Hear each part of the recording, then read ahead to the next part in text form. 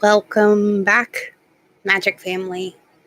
Thank you for once again joining me for another, Sermonize Me Sunday. I'm really going to have to come up with a better name for this whole Sunday shenanigans, or I don't know, maybe I'll just skip names altogether. Who knows? But for right now, it is what it is, right? And that's kind of what we're here to talk about today, right? This is, how we can better learn to love our shadow, I guess, is really the whole idea behind what I was thinking today. I went out to lunch with a very, very good friend of mine this morning, and we usually have a pretty good sit down and help each other confront each other's demons. And my sense of abandonment has been coming up heavily since the beginning of this year. It's kind of really my last hurdle. And I realized that it wasn't necessarily other people's abandonment of me that I've been working through at all, but my own abandonment of my old self. I realized that as I change and grow, that old me kind of goes through a death. And in a way, I'm kind of grieving who I used to be. But who I used to be represents, my shadow. Because believe it or not, I have definitely dove to the depths of what I am capable of on the opposite end of the peaches and cream scale too. Believe me. Addiction, eating disorders, sexual disorders, sexual abuse. All these things are things that have been part of who I used to be. And the more I grow, the less I remember her. And I realized that was it made me feel bad a little bit, right? That part of ourselves that we always turned to when things got dark. And I realized that person's there less and less. And I keep choosing the higher option. And the more I choose the higher option, the less that old me comes out. So in a way, we're not only mourning the loss of toxic relationships outside of us, but our toxic relationship with ourselves as well. And boy, is that a lot different of a process, right? When you're sitting here realizing that the only person holding you back is you, it doesn't leave much room for blame, does it? You certainly can't blame somebody else for your own bad choices. At least not in that respect. Because ultimately, we have to realize that we made those choices then with the knowledge that we had. And if I had the knowledge that I have now, I wouldn't have made those choices then. And then it makes it really easy to hug that old you and let her go. Or him go, depending on who you are. Right? And realize that you don't need to keep running back to the safety of what has always been before. And, maybe stepping up another level isn't going to be quite so bad. Change isn't always bad, despite what life has shown you already. And sometimes we need to get out of our own way and let life show us something different. And I think that's a lot harder, actually, than cutting outside toxic relationships. because then, there's nobody else but you that you have to confront. So you have no choice but to look at yourself in the mirror and say, I'm sorry. I forgive you. And I love you anyways. Now let's choose a new story. And then actually do it. But once you make that jump in your consciousness, it's really hard to crawl back under the rock.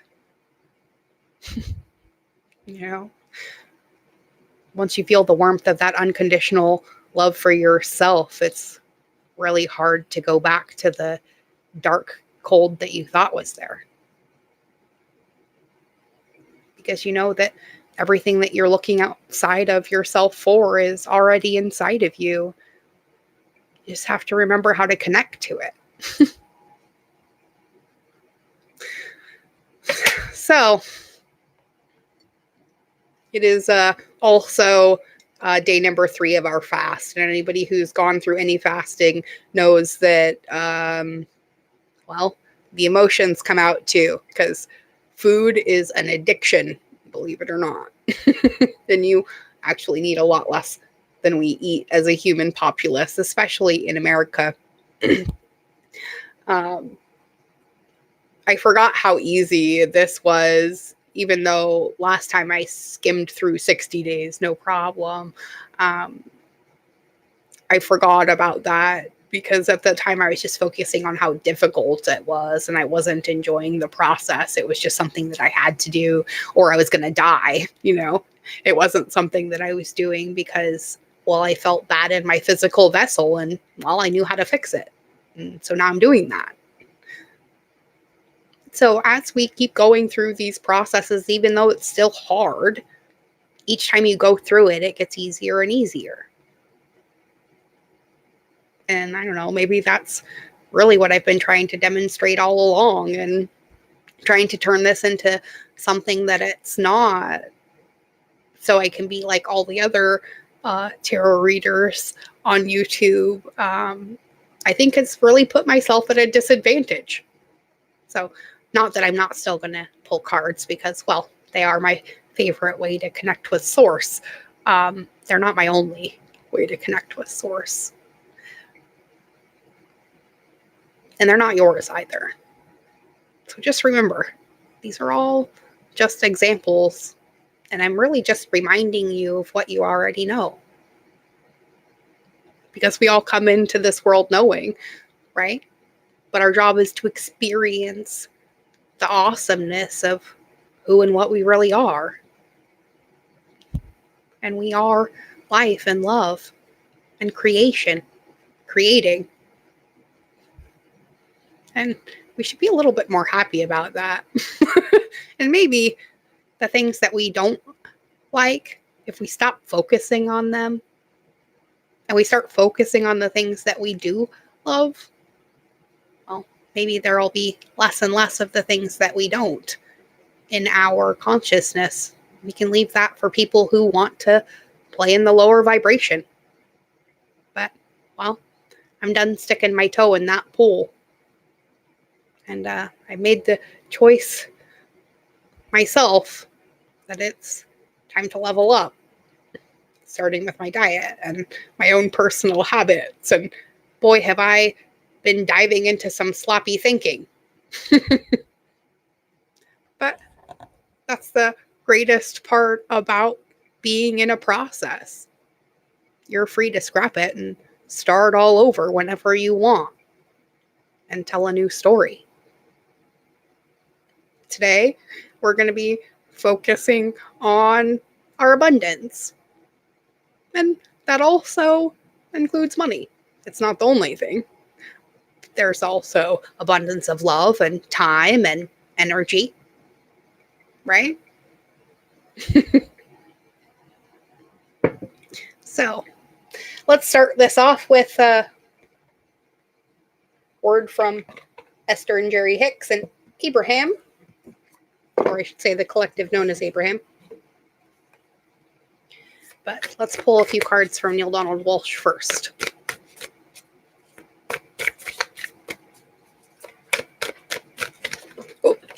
Holy moly.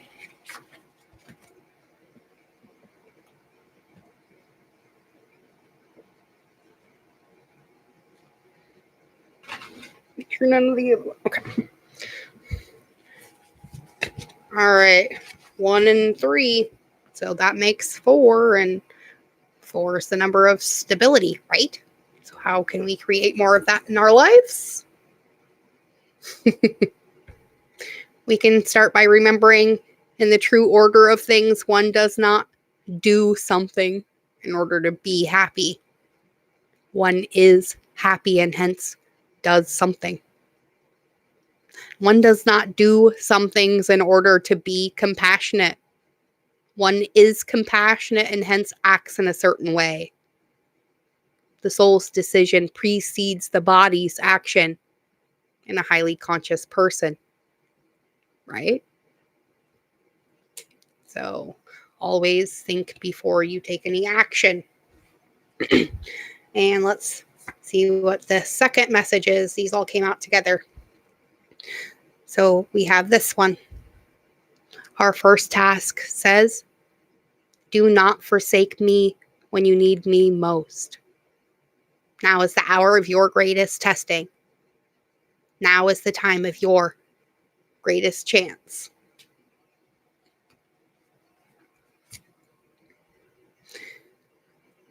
So long as you entertain the notion that there is something or someone else out there doing it to you, you disempower yourself to do anything about it. And only when you say, I did this, can you find the power to change it. And last, we do this by going first to our highest thought about ourselves. And then we imagine the you that you would be if you lived that thought every day. Imagine what you would think. Imagine what you would do and say, and how you would respond to what others do and say. Do you see any difference between that projection and what you think, do, and say now? And if you do, well, that's where you know you need to start. But instead of condemning yourself for those things, learn to love yourself there. And then, just like any other thing you want to change, stop it. You know? It was the same thing when I quit smoking, you know? It's been, almost 5 years now, I think. 2016. So, my husband flat out told me he didn't want to marry somebody who smoked because he felt that in a way that was me actively trying to kill myself. And well, he didn't want to be with somebody who felt like that. It struck a chord, and I realized that the only reason I was really doing it was because it was the one thing I had left that I shared with my mom after she died. And once I realized that, it was really easy to put him down and never pick him up again. I also recently crossed another huge hurdle in my own life. I have been a ritualistic nail biter since the age of 1.5. I don't know, whenever I got teeth. I had a pretty out of the ordinary, well, maybe not out of the ordinary. A lot of people had the same situation. But anyways, besides the point, I've been biting my nails due to stress since I was really tiny. And at the end of December, I was able to kick that habit. And now it's been almost 2 months. And that's it. But I realized that the reason I did it was because of this abandonment issue that I'd been facing in my life. I was always waiting for the other shoe to drop. And that's not a way to live life. Instead of looking for all the blessings in my life and appreciating all of the things that I have to be appreciative for, I was focusing on the things that were wrong and the things that needed fixing. And really what I needed to do was just let it go. So that's what I'm going to be working on trying to do. But once I came to that realization in myself, despite all of the emotions that still have to surface because of that, I still have to go through my own processes as well, just like everyone else. Despite knowing that, which does at times make it a little bit easier, but even I sometimes need a reminder that, well, this is a process, and sometimes even the messenger has to learn the lesson by experience, right? That's how I got this far already. And it was just because I had forgotten that one little step. It's okay that I made mistakes, and it's okay that I haven't been everything to everyone. Like I've been told my whole life was my job. And it's okay that I take time for myself and do the things that I like to do. I don't always have to do everything that everybody else wants to do. But that also means that I have to figure out what the fuck it is I even like. Getting to almost 40 years old and not even really understanding what it is that you even enjoy in life is sort of ridiculous. But I know I'm not the only one doing the same thing. We as women are often taught that our place is serving others. And yeah, it is. But we forget, and we were not told that the first person we need to serve is ourselves. Without a full vessel, you're not giving from the right place, and you're not connected to source. Because if you were, it wouldn't feel bad. The feeling of not feeling good or feeling unloved or unworthy or unappreciated comes from being disconnected from your sense of source. So then you try to take it out on other people via arguments or, making your kids do extra chores or just hiding. And then wondering why nobody ever, wants to do anything with you. We can't have it both ways, right? You can't not want to chase people and then expect people to chase you. And this is where, confronting ourselves gets really sticky. You have to accept the fact that, you're the problem. Then, instead of blaming yourself for it and beating yourself over the head with it over the next 20 years, you have to forgive yourself and then let it go. And then just forget that it ever happened, right? Because what happened 5 minutes ago doesn't even really matter in the grand scheme of right now. Because 5 minutes ago doesn't exist. All that exists is right now and what you're doing with it and who you're being while you're doing it. And that's what's drawing to you what it is that you're, manifesting, that vibration that you're putting out. So if you're all like, oh, I just want to help people, and you know what that feeling is really telling you? You need to focus on you. Because if you're focusing on you, then you're being the example for those other people. We can lead a horse to water, but we can't make it drink.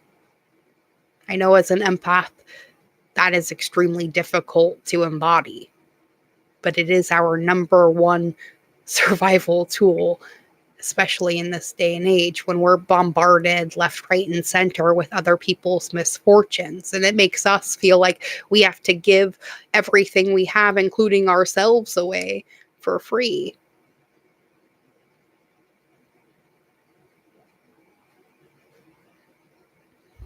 But then what are you doing? You're giving from an empty vessel. you're lowering your worth to make others more comfortable, which makes your soul uncomfortable. And then you wonder why you're manifesting uncomfortable situations. That's why. And myself included do the same. And we have to focus more on the words that we are speaking to as well. And the intention behind those words is what you put out is what you get back threefold, right? And there's far more energy in the words that you speak than you realize. Let's get a couple cards from Esther.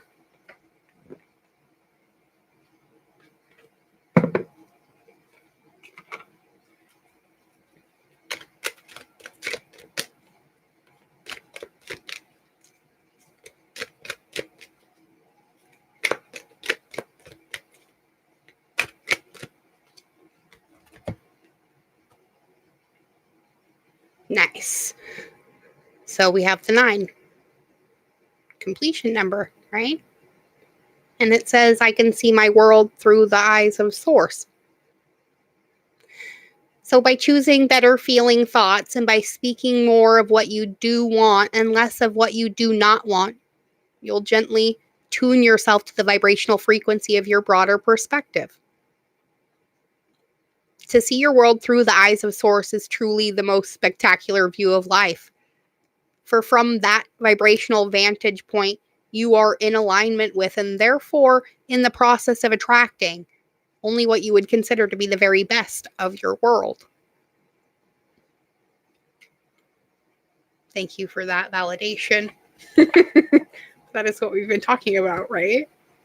So this one also wants to come out too. It's 31. So here's the thing. We can have money and we can have freedom too. The question is, how do we unlock that belief in ourselves? A good indicator says, a feeling of being overwhelmed is your indicator that you are denying yourself access to all manner of cooperation that could assist you if you are not disallowing it. So as you begin to feel freer regarding the expenditure of time and money, doors will open. People will come to assist you, and refreshing and productive ideas will occur to you, and circumstances and events will unfold. As you change the way you feel, you can access the energy that creates worlds. It is there for your ready access at all times. We just have to learn how to choose it. And the bottom of the deck is 27 and another 9. Wait, what was this one again? 31. So 949 is our number code. It says, I will praise success wherever I see it. So this is a good way to amplify it in your own life, is when you start being excited for other people and theirs. So when you find yourself critical of the way anyone has attracted or is using money, you're pushing money away from you. But when you realize that what others do with money has nothing to do with you, and that your primary work is to think and speak and do what feels good to you, then you will be in alignment not only about the subject of money, but about every important subject in your physical experience as well. So that's kind of a good reminder too, right? Remember, it kind of goes back to that whole old biblical saying, judge not lest thou be judged, right? If you're judging other people in the way they're getting their money, well, then chances are you're not going to get it either. And it's usually going to be because, well, other people think the same thing about you because you put that thought out into the ether and connected it to yourself via your thought. So how do you tell a new story? Start by remembering that, well, everything is always working out for you.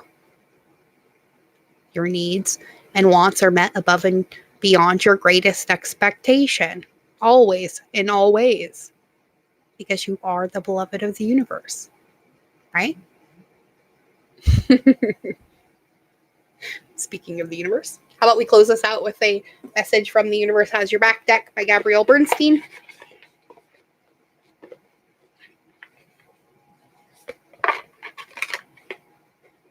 And we'll just pull a couple cards out here.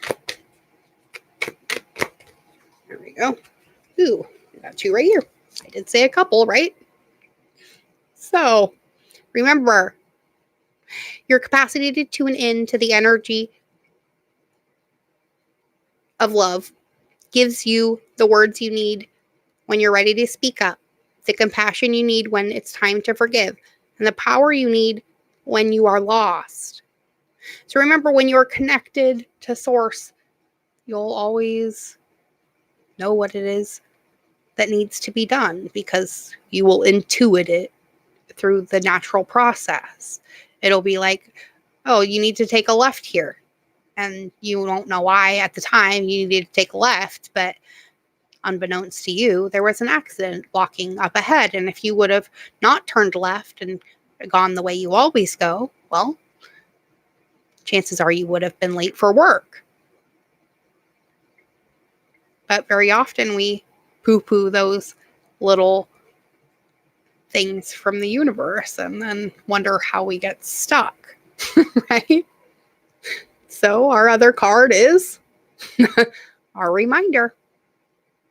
So thank you, universe, for helping us to see beyond the limits of fear. Thank you for expanding our perception so that we can see what is of the highest good. Right? And, it's kind of a reminder to myself, too, that, well, I need to stop fearing a return to my old self because, well, she's dead and I just need to mourn her and let her go and realize that I never have to go back to that place where I was then because I know better now. And so do you. So how can we step into this new paradigm together, my friends? I'll tell you how. By uniting in the fact that we know we are one. What we do for ourselves, we're also doing for another by being the example that they need to see to know that they can do it too, no matter how hard it is. We have survived 1,000% of our battles up until this point, and we will continue to survive 1,000% more until we choose not to. Because all of life is a choice. So you can choose to dwell on all that's nasty and horrid, or you can choose again and focus on love and what is of the highest good for all. And then learn to love yourself even when you're afraid. Bye, everyone. I will see all of you Tuesday morning. I'm wishing you the most magical Mom's Day ever tomorrow. Bye, everyone. Be good. Be good to yourselves. But most of all, keep being good to each other. Every little ripple creates the biggest tsunami. Remember that.